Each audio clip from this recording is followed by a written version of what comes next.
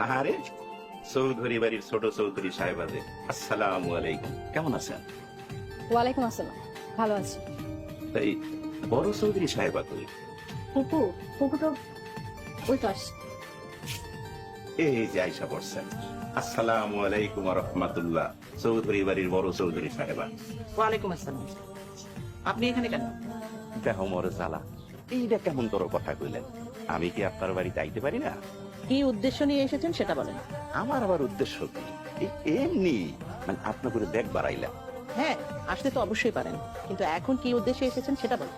না না না, উদ্দেশ্য হইব কেন?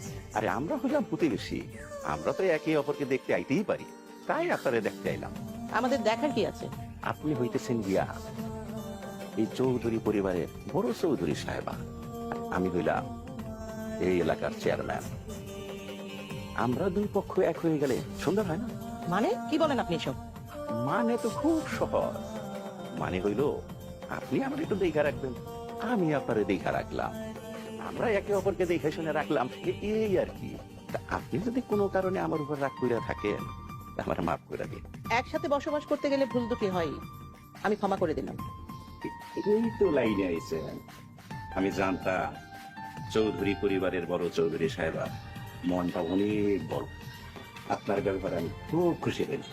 চলুন ভেতরে চলুন, মিনাকে চা দিতে বলেন। না না, ভিতরে যাইতে হবে না, আমি বরং চা খাবো না। আপনার জন্য বলিনি, আমি চা খাবো এখন, আমার চা খাওয়ার সময়। ও ঠিক আছে, আপনি বরং ভিতরে গিয়ে বসেন, আরাম করে চা খান।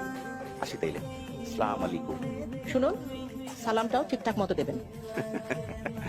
একদম ঠিক কথা কইছেন। আসি, আসসালামু আলাইকুম ওয়া রাহমাতুল্লাহি ওয়া বারাকাতুহু। চৌধুরী সাম্রাজ্যের বড় চৌধুরী সাহেবা। ওয়ালাইকুম আসসালাম।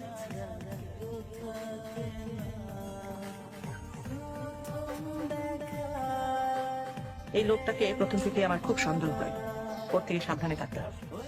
ঠিকই বলেছো ফুপু, চলো আমরা ভিতরে যাই।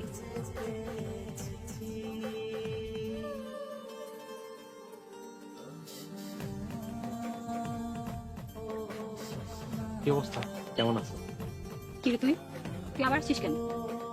আসছি না, এদিক দিয়ে যাইতেছিলাম, তারপর দেখলাম তুমি এখানে খাওয়া আছো। তা তুমি কই যাইতেছো সুন্দরী? আমি কই যাই না যাই সেটা কি তোরে বলতে হবে? আমার বলবা কেন? এখন তো নতুন নাগর পাইছো, তারে নিয়ে আকাশে বাতাসে উঠতেছো, হাওয়া খেতেছো। মানে মানে বুঝো নাই? যারে নিয়ে তোমার মনে লাড্ডু ফুটতেছে, সে কিন্তু একদিন তোমার অনেক বড় ধোকা দিব। কখন বুঝবা কত ধানে কত চাও। আর একটা বাজে কথা বললে কিন্তু খুব খারাপ হয়ে যাবে। খারাপ তো হইব তোমার সাথে, তুমি রেডি থাকো। আর আমি ওই দিনের অপেক্ষায়, যেদিন তুমি ঝামেলায় পড়বা, আর তখন দূর থেকে আমি হাত পারি। যা হবে তা আমার সাথে হবে, তোমার এত কিছু ভাবতে হবে না তা নিয়ে। That's none of your business, you get lost. Okay, see you then, bye by.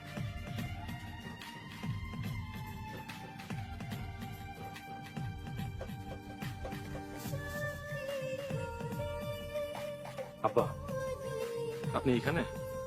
আমি আপনার কখন থেকে বুঝতেছি। তুই আমার খুঁজতেছিস কেন? ওই তুই চৌধুরী পরিবারের মাইয়ারে কি কইছস? কেন? আমি কি কইছি? মনে করস কি আমি কিছু বুঝি না?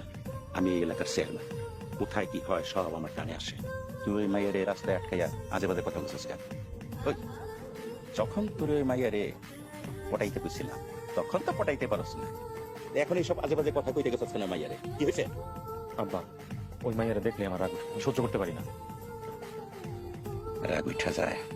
শোন, রাগ গোসা সব কন্ট্রোলে রাখ, এখন রাগ করানোর সময় না। আগে সব সয় সম্পত্তি আমরা হাতের কবজা আসুক, তারপরে যা ইচ্ছা তাই করিস। ঠিক আছে আব্বা, এখন থেকে নিজেরা কন্ট্রোল করো, আপনি কোনো চিন্তা করেন না। এই তো বুঝেছি, এইভাবে কাজ করবি, চল।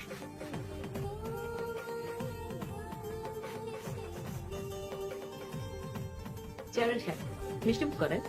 চৌধুরী সাহেবা, কথা আছে না, শুভ কাজে দেরি করতে নাই, আগে শুভ কাজ শুরু করে শুভ কাজের পর্বটা শেষ হলে পরে আমরা সবাই মিলে মিষ্টি খাবো। ঠিক আছে, নেই আংটিটা পরিয়ে দেবে।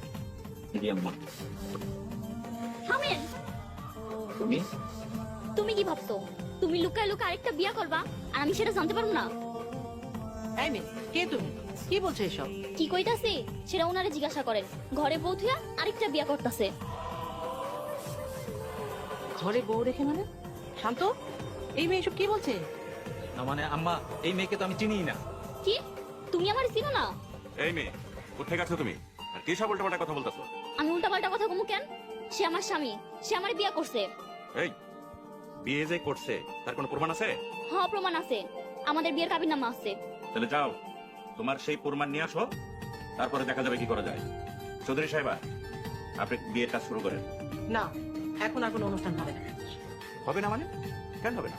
এই মেয়ে যদি প্রমাণ আনতে পারে তাহলে আমি ওকে আমার পুত্রবধূ হিসেবে ঘরে নেব, আর যদি প্রমাণ না আনতে পারে তাহলে ওকে আমি কঠিন শাস্তি দেব। তারপর ধুমধাম করে আমার ছেলে আর রোজার বিয়ে দেবো। ম্যাডাম, আপনি অনুষ্ঠান করতে পারেন। জামাই বাবাজি যদি আরেকটা বিয়া কইরাও থাকে, তারপরও আমার কোনো আপত্তি নেই। আমার মাইয়া তার কাছেই বিয়া দিন। কিন্তু আপনার আপত্তি না থাকলেও আমার আপত্তি আছে। তাই মেয়ে, যাও প্রমাণ নিয়ে আসো তুমি। আচ্ছা ঠিক আছে।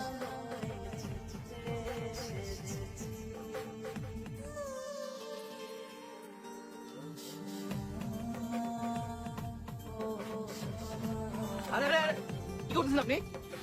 আমার আটকেন না, আমার মরতে দেন। আত্মহত্যা করে সারা জীবন জাহান্নামে থাকতে হয়। মানুষ তো দুনিয়ার আগুন সহ্য করতে পারে না, আপনি জাহান্নামের আগুন সহ্য করতে পারবেন তো? তো আমি আর কি করবো কন? বিয়ার 1 বছরও হয় নাই, আমার জামাই আমার রেহার একটা বিয়া করতেছে।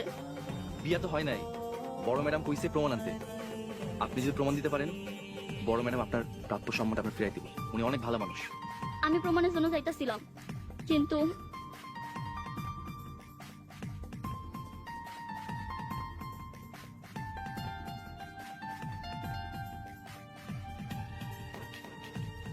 এই, তুমি এখানে কি করো? আমরা বাপ বেটা তোমার হন্য হয়ে খুঁজতেছি, আর তুমি এখানে এসে চুপি চুপি দাঁড়াই রইছ। আপনারা কারা? এই কয় কি আমাকে ছিল না? নাচেনারই কথা চিনবাই বা কেমন কইরা? আমার ওই রকম কোন রূপ তো তুমি এখনো দেখো নাই। ওই মাইয়া, আমি হইলাম এই এলাকার চেয়ারম্যান মোকলে চৌকিদার, আর এই হচ্ছে আমার ছেলে রাশেদ চৌকিদার। শোনো মাইয়া, তুমি যদি কোনো প্রমাণ নিয়ে এই এলাকায় আসো, তাইলে তোমার আমি এমন কঠিন মরণ দেব, তুমি 3.5 হাত কবরে গিয়েও কল্পনাও করতে পারো না। আপনারা আমার লগে এরকম করতেছেন কেন? আপনাদের সাথে আমার কি শত্রুতা? আর কোনো কথা কই। আর একটা কথা কইলে জানে মারা ফাস। আসো, তোরে যদি আর কোনোদিন এখানে আমি দেখছি, তাহলে জানে মারা। যা, যা কইতাছি।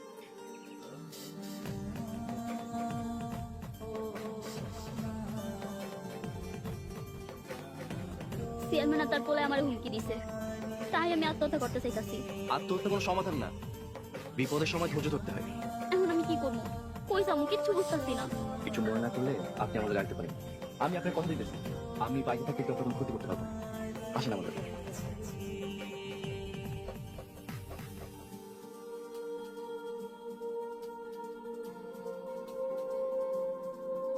আম্মা, তুমি এখানে এমনি কি নিয়ে এত টেনশন করতেছো? কিছু না, মেয়েটা বলে গেল প্রমাণ নিয়ে আসবে। 3 দিন হয়ে গেল, এখনো তো আসলো না। ওই মেয়ের কথা তুমি বিশ্বাস করো? আচ্ছা আম্মা, তোমার কি আমার প্রতি কোনো বিশ্বাস নেই? ভরসা আছে, তোর উপর আমার পুরো ভরসা আছে, কিন্তু ওই মেয়েটা যা বলে গেল তা তো আর ফেলে দেওয়া যায় না। আম্মা, তুমি ওই মেয়েকে বিশ্বাস করেছো? তোমার কি আমার প্রতি কোনো ভরসা নাই? ওই মেয়ে একটা ফ্রড, প্রতারক, মিথ্যাবাদী, সম্পত্তির লোভে আমার নামে মিথ্যা অভিযোগ দিছে। আর বিয়ে তো দূরেই থাক, ওই মেয়েকে তো আমি চিনিই না। আর ওই মেয়ে যদি আমার বউ হয়, তাহলে আমি আরেকটা বিয়ে করতে যাব কেন? বাবা, তোর উপর আমার পুরো আস্থা আছে। আমি জানি আমার ছেলে এত বড় ভুল করতে পারে না। ঠিকই বলেছো আম্মা, তুমি আমাদের বিয়ের ব্যবস্থা করো। রোজা, তোদের দুজনের বিয়ে দিতে যাচ্ছি, তোর কিছু বলার আছে? ছোটবেলা থেকে যখন কোনো কিছু বোঝারই বয়স হয়নি, তখন থেকে তোমার ছেলেকে আমি স্বামী হিসেবে মেনে নিয়েছি ফুফু। বিয়েটা কি গ্রামের বাড়িতে করবি না শহরে গিয়ে করবি? ফুফু, আমি তো গ্রামের বিয়ে কখনো দেখিনি, বিয়েটা গ্রামে হলেই মনে হয় ভালো হবে। ঠিক আছে, আমি দুজনের বিয়ের ব্যবস্থা করছি। চল ঘরে যাও।